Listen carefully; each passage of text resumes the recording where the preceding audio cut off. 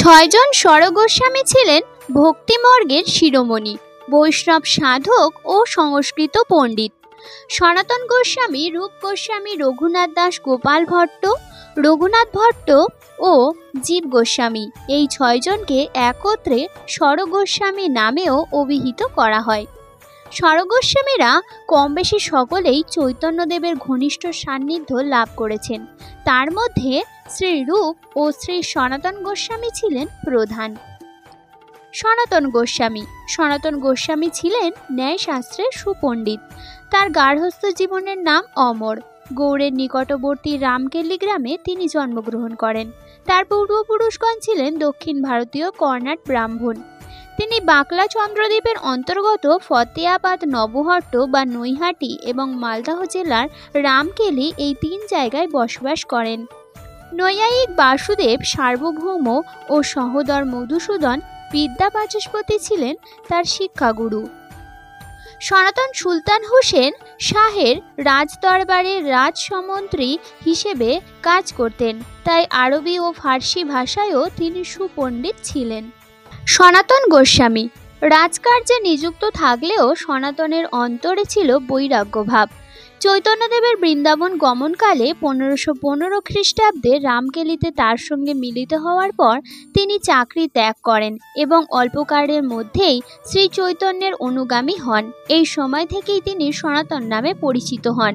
চৈতন্যদেব নীলাচলে যাওয়ার পথে কাশীতে 2 মাস অবস্থান করেন। সেখানে তিনি সনাতনকে বিভিন্ন তত্ত্ব উপদেশ দেন এবং 4টি কাজের আদেশ দেন। 1 নম্বর ভক্তি গ্রন্থ রচনা, 2 নম্বর ভক্তি ও সদাচার প্রচার, 3 নম্বর লুপ্ত তীর্থ উদ্ধার এবং 4 নম্বর শ্রী বিগ্রহ সেবা প্রকাশ। এরপর থেকে সনাতন বৃন্দাবনে অবস্থান করেন এবং বৈষ্ণব ধর্মকে পুনঃপ্রতিষ্ঠিত করেন। এ সময় তিনি সংস্কৃত ভাষায় নানা গ্রন্থ প্রণয়ন করেন। সেগুলোর মধ্যে বৃহৎ ভাগবতামৃত, বৃহৎ বৈষ্ণবতোষিণী, লীলাস্তব, হরিভক্তিবিলাস ও দিগদর্শনী টিকা উল্লেখযোগ্য। রূপ গোস্বামী রূপ গোস্বামী ছিলেন সনাতনের অনুজ। রামকেলিতেই তার জন্ম। তার পিতৃদত্ত নাম সন্তোষ, কিন্তু চৈতন্যদেব প্রদত্ত রূপ নামেই তিনি সর্বজন বিদিত। রূপও সুলতান নবাব হোসেন শাহের দরবারে চাকরি করতেন। তিনি ছিলেন সুলতানের দবির খাস নামে পরিচিত, অর্থাৎ প্রধান সচিব। রূপ গোস্বামী বাল্যকাল থেকেই ছিল কৃষ্ণ ভক্ত। চৈতন্যদেব যখন বৃন্দাবনে যাচ্ছিলেন তখন রূপ তাকে প্রয়াগে দর্শন করেন এবং তার নিকট ভক্তিতত্ত্ব সম্পর্কে শিক্ষা লাভ করেন। মহাপ্রভুর নির্দেশে তিনি বৃন্দাবন গিয়ে লুপ্ত তীর্থ ও লুপ্ত গোবিন্দ বিগ্রহ উদ্ধার করেন এবং কয়েকটি মূল্যবান বৈষ্ণব গ্রন্থ রচনা করেন। তার মধ্যে উল্লেখযোগ্য হল হংসদূত, উদ্ভব সন্দেশ, বিদগ্ধ মাধব, ললিত মাধব, প্রাণকেলি কৌমুদী, ভক্তি রসামৃত সিন্ধু, উজ্জ্বল নীলমণি, নাটক চন্দ্রিকা, বিলাপ কুসুমাঞ্জলি ইত্যাদি। স্বরগোস্বামীর মধ্যে রূপ গোস্বামীর কবিত্ব শক্তি ও পাণ্ডিত্য অধিক, কেননা তিনি যেসব প্রামাণ্য বৈষ্ণব গ্রন্থ রচনা করেছেন সেসব শুধু সংখ্যা হিসেবেই নয়, কাব্য ও রস বিচারেও উত্তম বলে বিবেচিত হয়। তিনি এসব গ্রন্থে গৌড়ীয় বৈষ্ণব দর্শনের কৃষ্ণতত্ত্বকে সুপ্রতিষ্ঠিত করে ভক্তিরসের বিশদ আলোচনা এবং মধুরভাবে রাধাকৃষ্ণ উপাসনা রীতির প্রবর্তন করেন। রঘুনাথ দাস সপ্তগ্রামের হরিপুর নামক স্থানে জন্মগ্রহণ করেন। তিনি গৃহপুরোহিত বলরাম আচার্যের নিকট শাস্ত্র অধ্যয়ন করেন। বাল্যকাল থেকেই তার মধ্যে বৈরাগ্যের লক্ষণ প্রকাশ পায়। তিনি হরিদাস ঠাকুরের ব্যক্তিত্ব ও ভক্তিতে মুগ্ধ হয়ে তার সেবা করেন এবং যবন হরিদাসের কৃপাভাজন হন। এ সময় চৈতন্যদেবের নাম শুনে তিনি তার চরণে নিজেকে সমর্পণ করেন এবং একদিন গোপনে গৃহত্যাগ করে নীলাচলে তার সঙ্গে মিলিত হন। চৈতন্যদেব তাকে স্বরূপ দামোদরের তত্ত্বাবধানে অর্পণ করেন। এজন্য রঘুনাথকে স্বরূপের রঘু বলা হতো। রঘুনাথ দাস 16 বছর নীলাচলে ছিলেন। শ্রী চৈতন্য ও স্বরূপ দামোদরের তিরোধানের পর তিনি বৃন্দাবনে রূপ সনাতনের আশ্রয় গ্রহণ করেন। রঘুনাথ নীলাচল ও বৃন্দাবনে নিত্য জীবনচর্যায় ও প্রসাদ গ্রহণে কঠোর নিয়ম পালন করতেন। তিনি রাধাকুণ্ড ও শ্যামকুণ্ড উদ্ধার করতেন এবং রাধাকুণ্ড সংস্কার করে বাকি জীবন সেখানেই অতিবাহিত করেন। শেষ জীবনে তিনি আহার নিদ্রা বর্জনপূর্বক রাধাকুণ্ডের তীরে বসে সর্বদা রাধাকৃষ্ণ নাম জপ করে নিঃসঙ্গ জীবনযাপন করেন। তার আচরণ ও ভজন নিষ্ঠা গোস্বামীদের মধ্যেও অতি বিরল।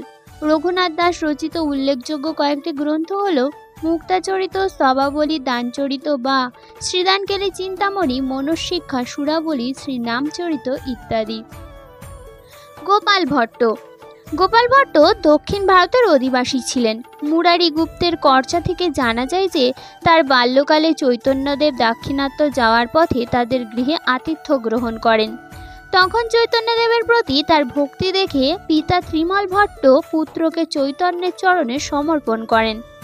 চৈতন্যদেব তাকে আশীর্বাদ করেন এবং তারই আদেশে পিতামাতার সেবান্তে বৃন্দাবনে গিয়ে তিনি অন্যান্য গোস্বামীর সাক্ষাৎ লাভ করেন।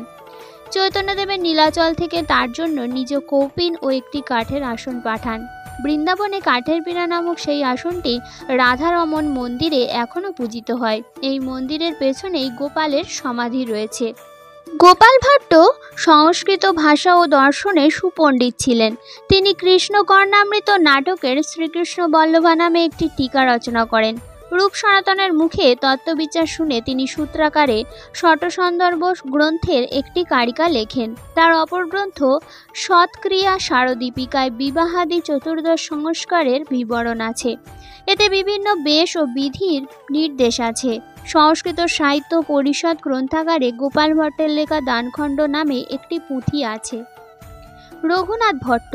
রঘুনাথ ভট্ট বৃন্দাবনের লুপ্ত তীর্থ ও বিগ্রহ উদ্ধারে গুরুত্বপূর্ণ ভূমিকা পালন করেন। এছাড়া বর্তমানেও বৈষ্ণব ভক্তগণ যে 84 ক্রোশ বন পরিক্রমা করেন সেগুলির নির্ধারণেও তার অবদান ছিল। রঘুনাথের পিতার নাম তপন মিশ্র।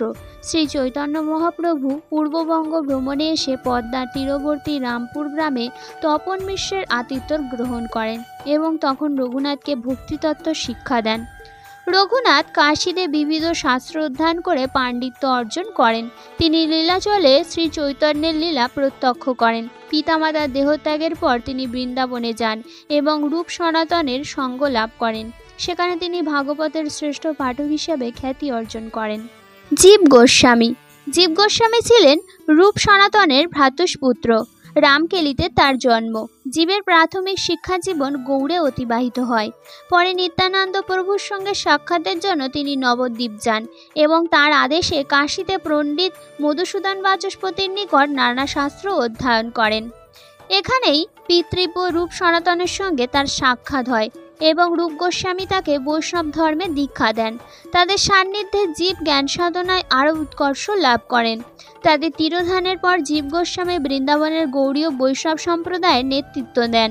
কৃষ্ণমূর্তির বামে রাধামূর্তি বসিয়ে যুগল রূপের পূজা প্রবর্তনে তিনি উৎসাহী ছিলেন। জীব বাল্যকাল থেকেই শ্রীচৈতন্যের প্রতি অনুরক্ত ছিলেন। দীক্ষা গ্রহণের পর তার সেই অনুরাগ আরও বৃদ্ধি পায়। চৈতন্য তথা বৈষ্ণব ধর্ম তাকে মোহিত করে। তিনি বৈষ্ণব ধর্ম বিষয়ক নানা গ্রন্থ ও টিকা ভাষ্য রচনা করেন। তার রচিত শটসন্দর্ভ একটি বিখ্যাত দার্শনিক গ্রন্থ। এতে 6টি সন্দর্ভ বা অধ্যায় আছে এবং তাতে বিভিন্ন দার্শনিক তত্ত্ব আলোচিত হয়েছে। জীব গোস্বামীর আরও কয়েকটি গ্রন্থ হল গোপাল জম্পু, হরিনামামৃত, ধাতুসূত্র মালিকা, মাধব মহোৎসব, সংকল্পদ্রুম ও সার সংগ্রহ। এছাড়া তিনি উজ্জ্বল নীলমণি, ভক্তিরতামৃত সিন্ধু, গোপাল তাপনী ও ভাগবতের টিকা রচনা করেন।